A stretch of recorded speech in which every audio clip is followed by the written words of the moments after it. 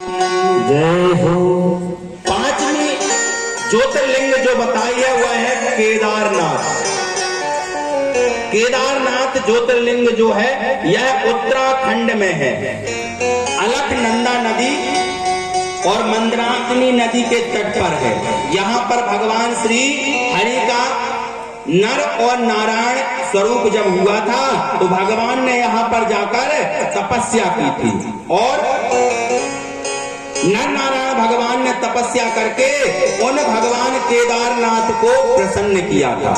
भगवान केदारनाथ प्रसन्न होकर उन नर और नारायण भगवान से मिले हुए थे, तब से उसका नाम केदारनाथ पड़ा। बोलिए केदारनाथ भगवान की। छठवां ज्योतिर्लिंग है भीमा शंकर। भीमा शंकर ज्योतिर्लिंग महाराष्ट्र के पुणे से 100 किलोमीटर की दूरी पर शिवलिंग बनाया गया है। यह शिवलिंग जो है 12 ज्योतिर्लिंगों में सबसे मोटा शिवलिंग है। यहाँ पर भीमा शंकर महादेव के दर्शन किसको करना चाहिए? जिनका आत्मविश्वास टूट गया हो, जो जानते शरीर तो है धरा पर, लेकिन कई लोग ऐसे समझते हैं कि भैया हमें काम नहीं कर पाएंगे। जिनका आत्मविश्वास टूट गया है वह जाकर भीमा शंकर जी महाराज के दर्शन करेंगे, और जो भीमा शंकर जी महाराज के दर्शन करेंगे, ज्योतिर्लिंग के दर्शन करेंगे, उनका आत्मविश्वास प्रबल होगा। ऐसी भगवान की माया बताई गई है। बोले भीमा शंकर भगवान की। सातवां ज्योतिर्लिंग जो है वह भगवान विश्वनाथ ज्योतिर्लिंग है, जो कि काशी के गंगा नदी के किनारे पर बसा हुआ है। काशी नगरी भगवान शिव की बड़ी प्रिय नगरी है। काशी की महिमा भी जितनी पुराणों में दी है अच्छे से अच्छी दी हुई है। भगवान श्री विश्वनाथ जो है काशी में विद्यमान है, और बताया गया है कि जब धरा पर प्रलय आएगा सब कुछ डूब जाएगा, जलमग्न हो जाएगा, लेकिन काशी जो है वह जलमग्न नहीं हो सकती। क्यों?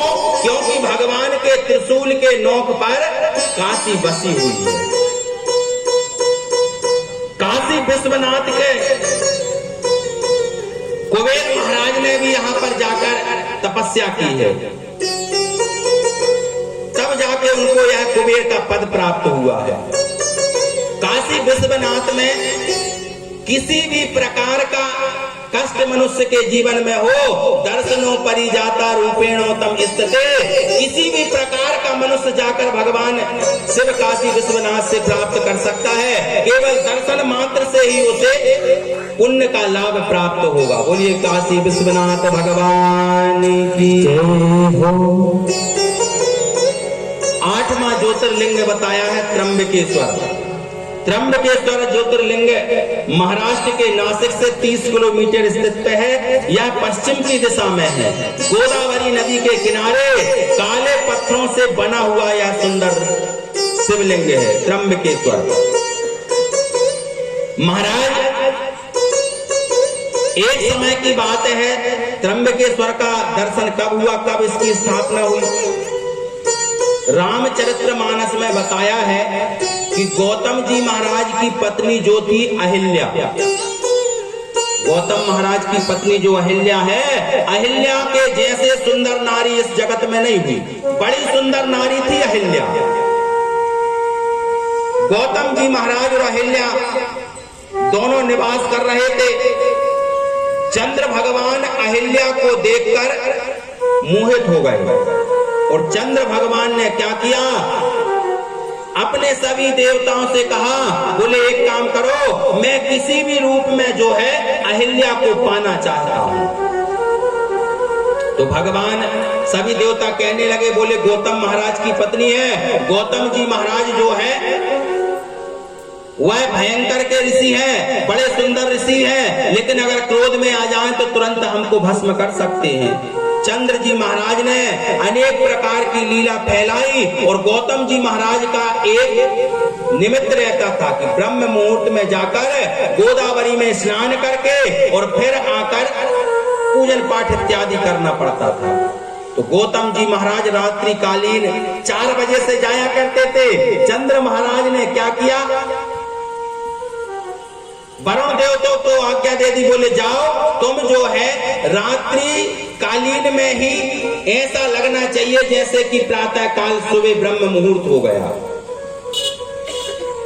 अग्नि देवता इत्यादियों को मुर्गा बना दिया, बोलने लगे। अब यहाँ पर गौतम जी महाराज आधी रात में 2 बजे सोचा कि 4 बज गए और गौतम जी महाराज स्नान करने के लिए चले गए। यहाँ पर इंद्र ने क्या किया, तुरंत ही गौतम जी महाराज का स्वरूप बनाकर और अहिल्या के पास में आ गए। जैसे ही गौतम जी महाराज गोदावरी स्नान करने के लिए पर गए तो गोदावरी मैया जो थी वह प्रकट हो गई और कहने लगी, बोले हे गौतम तुझे जो है बड़ा कष्ट हुआ है, तुझे तेरे साथ में छल हुआ। बोले क्यों, बोले अभी 2 बजे है ब्रह्म मुहूर्त, 4 बजे नहीं है। गौतम जी महाराज को बड़ा कष्ट हुआ, बोले मेरे साथ न जाने कौन ऐसा कर रहा है। तो गौतम जी महाराज तुरंत लौट के आए तो अहिल्या महारानी और इंद्र भगवान दोनों बैठे हुए थे। गौतम ऋषि का रूप बनाया था इंद्र। जैसे ही इंद्र ने को देखकर गौतम जी महाराज को इतना क्रोध आया, तुरंत ही श्राप देने को उद्गत हुए। इंद्र वहां से भाग गया। यहाँ पर भगवान गौतम जी महाराज ने अपनी पत्नी अहिल्या को श्राप दे दिया कि जाओ तुम पत्थर बन जाओ। तो मैया अहिल्या पत्थर बन गई। अब भगवान शिव की प्रेरणा हुई, बोले हे गौतम तेरी पत्नी ने जो पाप किया है वो तुझे भी भोगना पड़ेगा, क्योंकि पति अगर पाप करता है तो पत्नी को भी भोगना पड़ता है भैया, और अगर पत्नी पाप करती है तो पति को भी भोगना पड़ता है। शिव महापुराण की कथा कहती है, क्योंकि पति और पत्नी को आधा आधा अंग बताया गया है। इसलिए भैया लोग भी समझे, माताएं बहनें भी समझे, पाप करने से पहले जरूर सोचें, क्योंकि आधा अंग अगर है तो वह पाप दोनों को ही प्राप्त होगा। अब गौतम जी महाराज ने जब वहां पर भगवान शिव की तपस्या की और भगवान वहां पर प्रसन्न हुए तो भगवान शिव ने एक स्वरूप बनाया जो त्र्यंबकेश्वर नाम से प्रकट हुआ। बोलिए त्र्यंबकेश्वर भगवान की। त्र्यंबकेश्वर भगवान की एक महिमा और है, जैसे किसी की भी कुंडली में काल सर्प योग हो, 12 प्रकार के काल सर्प योग बताए गए हैं। 12 में से किसी भी प्रकार का काल सर्प योग हो, अगर वह नासिक में जाकर भगवान त्र्यंबकेश्वर के दर्शन करते हैं तो उनका काल सर्प योग जो है वह दूर हो जाता है और मन की शांति प्राप्त होती है। 9वां ज्योतिर्लिंग है जो वह नागेश्वर ज्योतिर्लिंग है। यह गुजरात के द्वारकापुरी से 7 मील की दूरी पर स्थित है। भगवान शिव की इच्छा के अनुसार इसका नामकरण संस्कार हुआ था। नागेश्वर ज्योतिर्लिंग है। अब नागेश्वर ज्योतिर्लिंग की स्थापना कहां से हुई?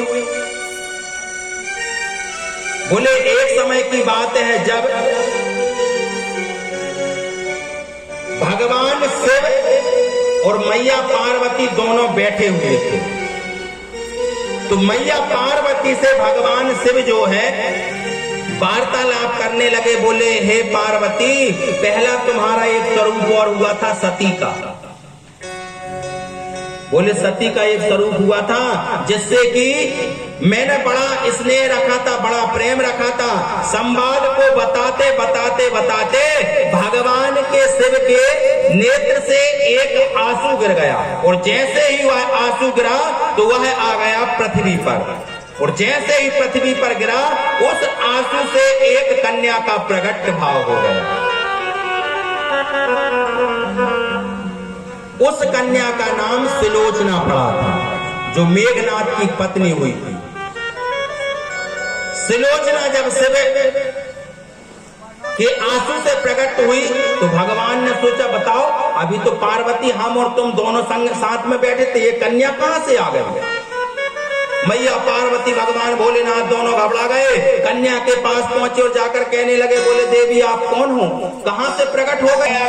बोले ठीक है, आज से मेरा नाम ही तेरे साथ में चलेगा, शिव धन लोचन। लोचन आने होता है आंसू और शिव आने भगवान स्वयं शिव।